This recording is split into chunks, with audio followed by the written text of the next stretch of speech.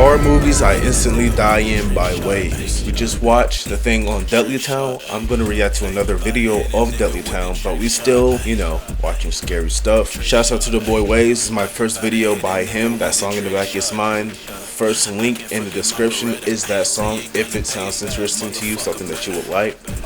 And let's get into this.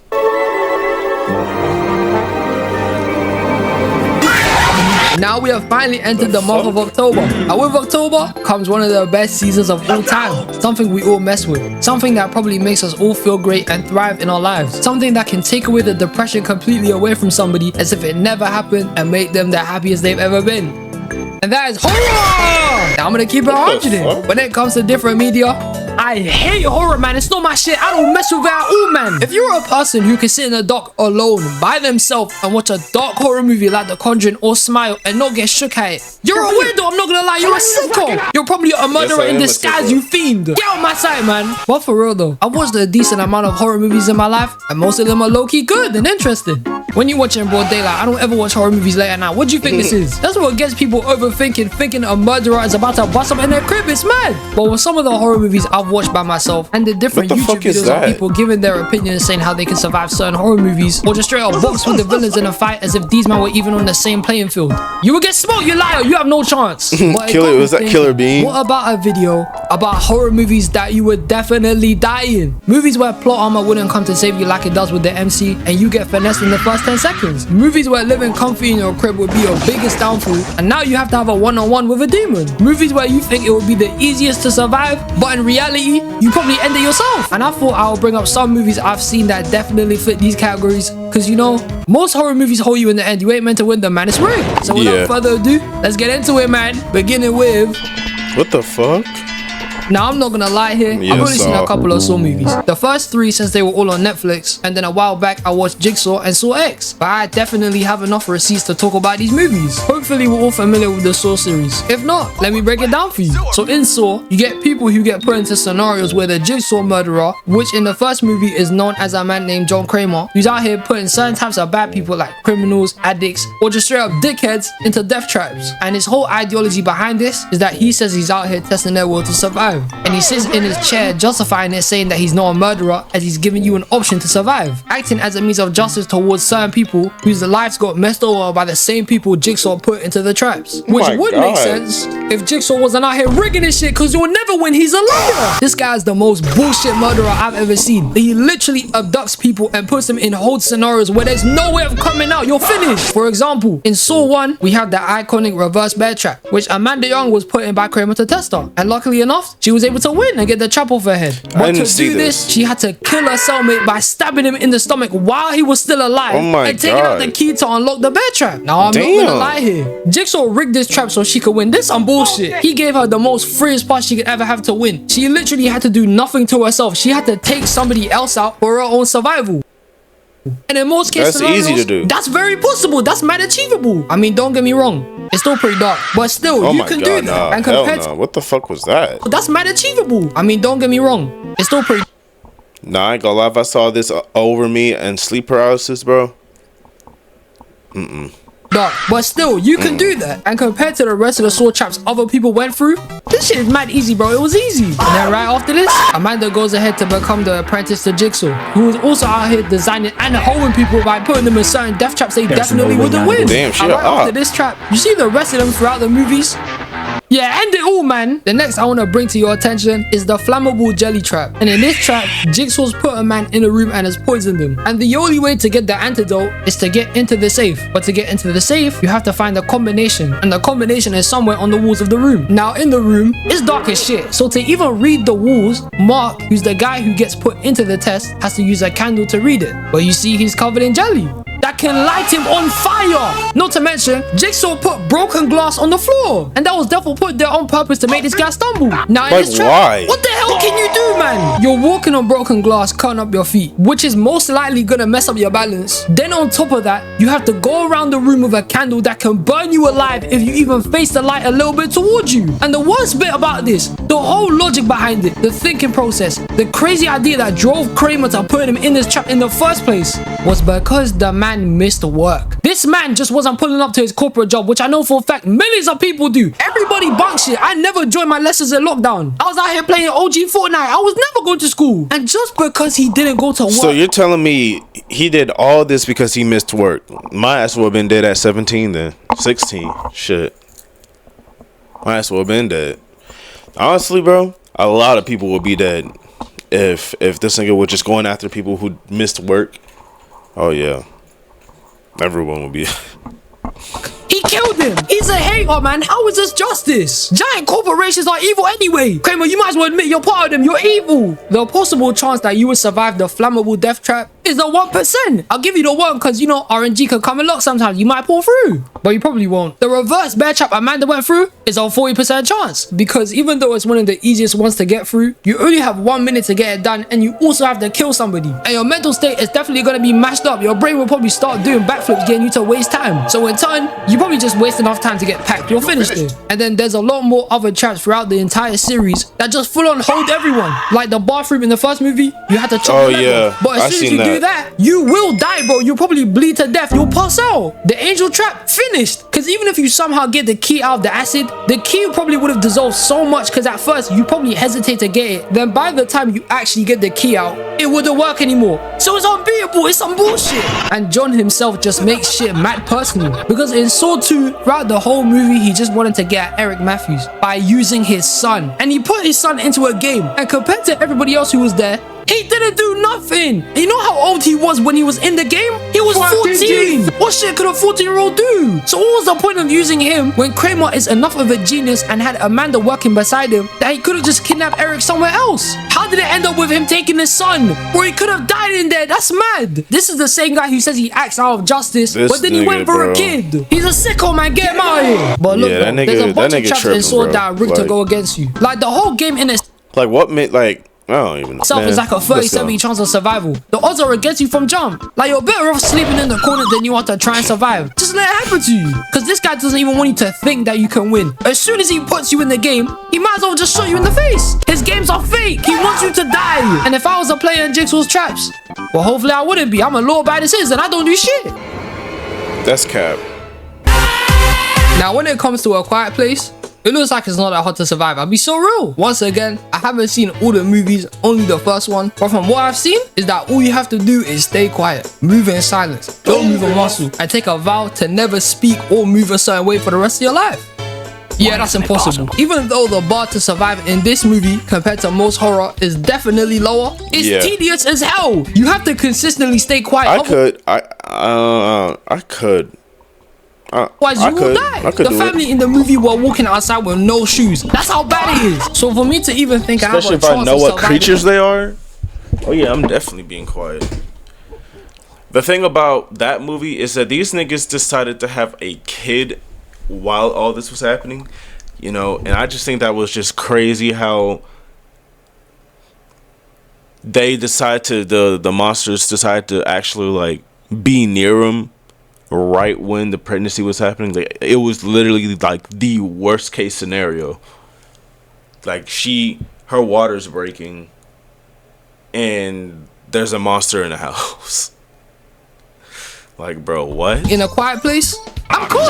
You mean to tell me if I was taking a fat number 2, as soon as it hits the water, the aliens are just gonna come finesse my head top? What are we talking about here? It's unsustainable to be that quiet for so long. It's not about it being a different. Oh yeah, I'm thinking you can't make really any noise either. Yeah, I'm dead. I ain't gonna lie. My ass will be dead just trying to fucking go to the damn kitchen to get a snack. I will be dead just from that. World to move through. In fact, the world itself doesn't even look that bad. The family looked like they had a good situation going on with their farm. They were eating dinner normally. They were playing board games. And they even play music sometimes through their earphones. Like, it looked calm. But then as soon as you do something like fart in your sleep, you're dead. And as a normal person, there is no way you'd solo a Death Angel. These men are built different. They're out here running at top speeds like how Amanda move when they're getting chased. They can cut through practically anything easily with them finessing the car in the movie. They're bulletproof, which means even if you find a gun, it wouldn't work on them. It will just get you deleted. And then they have super echolocation. So it's like they can see with their hearing. So to the average person, they're stacked. You ain't surviving. I mean, don't get me wrong. If it were me, I'd probably be tempted to slap one in the face. They're just a lanky xenomorph. I'd be way too curious. This shit would definitely get me killed. But it's more so that in these grounds, they're dominating. It's like being Michael Jordan in 96. You be smoking everyone. Also, you can't afford to be tempted to do anything and everything in this world that will make any noise. If I was out here in an apocalyptic supermarket and I saw a bag of Sensations Thai sweet chili crisps, you might need to listen to me. Look in here because these crisps are heaven. It has a perfect crunch to it. The sweet chili is amazing and it's just an enjoyable and different experience. Is what you should write on my tombstone, because I'm eating them, man. If I want to make some fried chicken, I'm probably gonna die as well. If I owned a farm and on that farm I had a bunch of different animals like cows and chickens, if I was milking a cow and it goes moo, I'm dead. If I were to open a door and it creaks, I'm dead. If me and my wife are no, that's funny as shit, bro. Nigga said he was milking a cow. On that farm I had a bunch of different animals like cows and chickens. If I was milking a cow and it goes moo, I'm dead. If I were to open a door and it creaks, I'm dead. If me and my wife are about to get passionate, intimate, get into the business and preserve the human race, I'm gonna die. What you want to do here, man? There's only so much I can't do. I'm just a man. And let's say by God's grace you had the deaf angel's weakness, which is any high frequency sound like the daughter used without hearing it. Even then, you would still die, because God forbid that whatever sound you use would only work on a deaf angel that's near or in front of you. As soon as you kill that one, like in the movie, more would come running for you. They'll be out here sprinting at 99 miles per hour to come and finesse you. They have numbers, so it's over. Best case scenario is if you get the same exact outcome as the mother and daughter did, with her just being able to blam the alien right after they start hearing the sound. But then right after that happens, just accept your fate, bro. You're finished. Look, I'm not saying that Quiet Place is a hard world to survive in. It's just difficult and annoying to be consistently quiet in. Comparing this to other apocalyptic places like The Walking Dead, The Last of Us, or flipping Daybreak, nah, World War Z, crazy. You have a better chance of surviving in a quiet place than these others, because in those shows you have to navigate zombies you can see and hear you. It's double trouble. And even though they're not bulletproof and die much easier, you can then again just get finessed by the numbers. The only way I can see myself surviving in a quiet place is either if I live right on top or right next to a waterfall, or I just pull a Disney and live on top of Paradise Falls. Either way, my life is over here. Get out. Before I This nigga said get out. even go over why I think I'd almost have no chance of surviving Get Out, I'm gonna give the best way you can never be in this situation at first. The most obvious reason that will save your life and keep you breathing. The one thing that's right in front of you that makes the most sense is to just not be tempted by the snow. And I know what you think I'm asking of you is crazy and impossible, but trust me, as a young black man, I know how hard it is to be tempted by the white chocolate. I know from my trust me, as a young black man, I know how hard it is to be tempted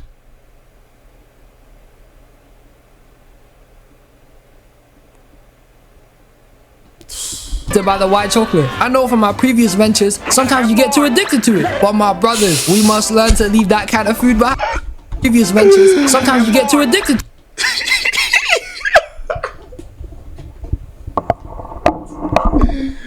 Oh, that nigga ugly, bro. Look at that nigga. Oh.